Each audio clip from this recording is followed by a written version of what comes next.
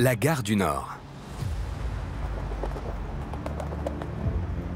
Au début de son histoire, elle est exploitée par la Compagnie des chemins de fer du Nord qui achemine les voyageurs de Paris vers Lille. Mais l'augmentation fulgurante du trafic ferroviaire aura très vite raison du premier bâtiment. Il ne durera que 20 ans. La gare du Nord, qui est construite à la fin des années 1840, va déjà être remise en chantier au début des années 1860 parce qu'elle est complètement contrainte par son périmètre, par le nombre de voies et par les problèmes que cela procure aux voyageurs pour pouvoir accéder au train. 20 ans seulement après la construction du premier édifice, la Compagnie du Nord décide de reconstruire intégralement sa gare. Une opération colossale. La Compagnie du Nord qui va vouloir se doter d'une gare beaucoup plus monumentale, enfin à l'échelle en tous les cas, et de qualité architecturale plus proche de ses ambitions. La Compagnie du Nord fait appel à Jacques-Ignace Hittorf, un architecte de renom qui a notamment réalisé les aménagements de la place de la Concorde. À coup d'expropriation, de destruction d'immeubles et de modification des rues, la gare du Nord change d'échelle. Elle double son nombre de voies et surtout se dote d'une façade monumentale. La gare fait 36 000 m² de surface construite avec 220 mètres de long et 180 mètres de large en tout. C'est un énorme monument urbain. C'est l'un des bâtiments les plus longs de Paris. Ça dépasse les dimensions du Palais du Louvre.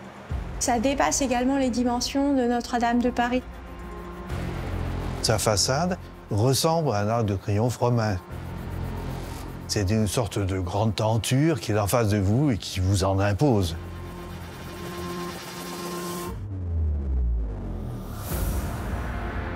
À l'intérieur, une charpente de 200 mètres de long et 72 mètres de large abrite les quais et les voyageurs.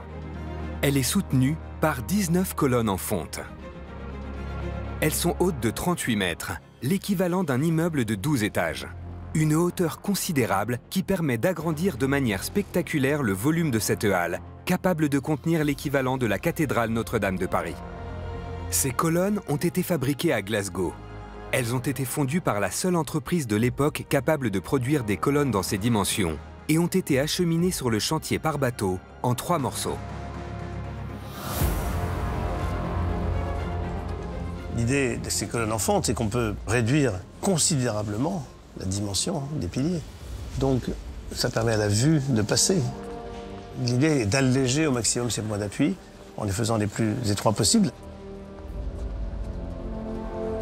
Ça n'empêche pas que ces colonnes en fonte soient travaillées, ajourées, et participent aussi au décor général de la gare. Ce ne sont pas simplement des éléments fonctionnels, des poteaux, ce sont également des colonnes, dans l'esprit d'ailleurs de l'architecture antique. Ça fait partie des éléments qui participent à ancrer la gare de chemin de fer dans les édifices comparables à ce que pouvait être une cathédrale pour le Moyen-Âge, parce que ce sont des édifices gigantesques.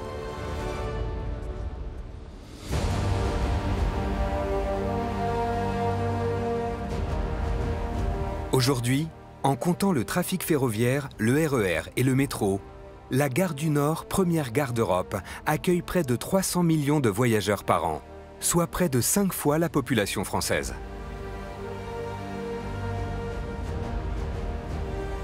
À côté de la monumentale gare du Nord, la gare de l'Est, elle, accueille 10 fois moins de voyageurs.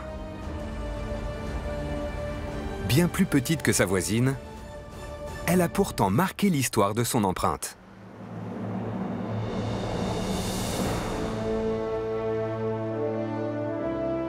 Elle est inaugurée le 2 décembre 1850 par le président Louis-Napoléon Bonaparte, futur Napoléon III.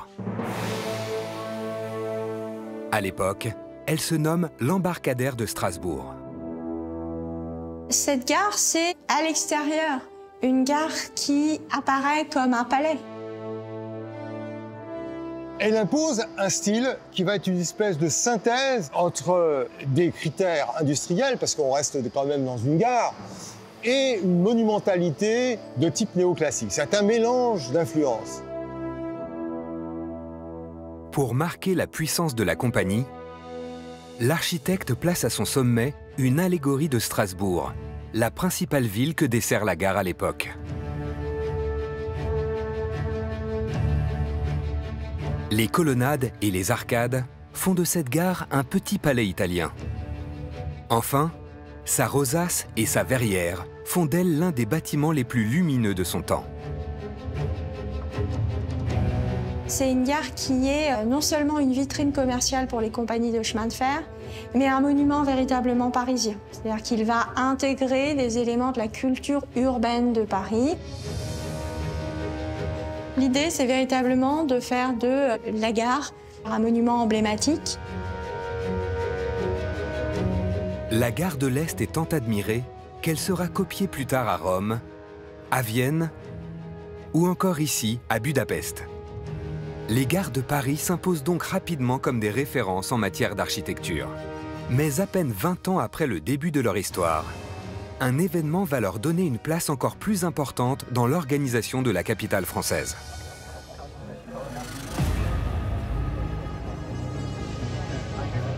Le 1er janvier 1860, l'empereur Napoléon III décide avec Eugène Haussmann, le préfet de la Seine, d'agrandir Paris.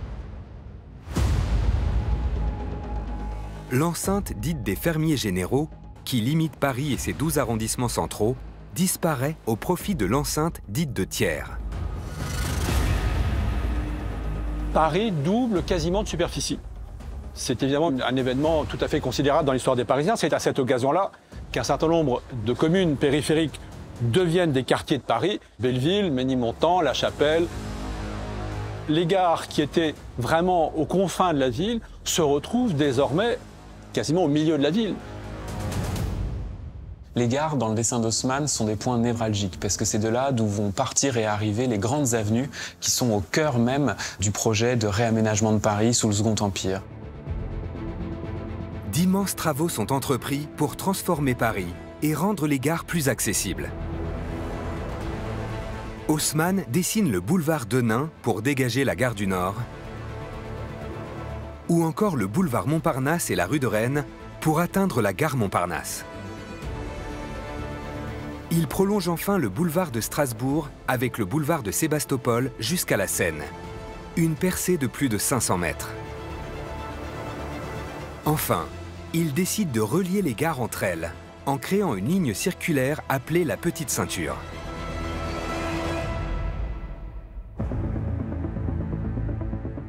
Les trains arrivant de Strasbourg, par exemple, pourront, avant même d'arriver à la gare de l'Est proprement dite, emprunter quelques centaines de mètres avant le chemin de fer de ceinture qui contourne la capitale pour aller rejoindre les lignes de la gare Montparnasse qui mènent vers la Bretagne.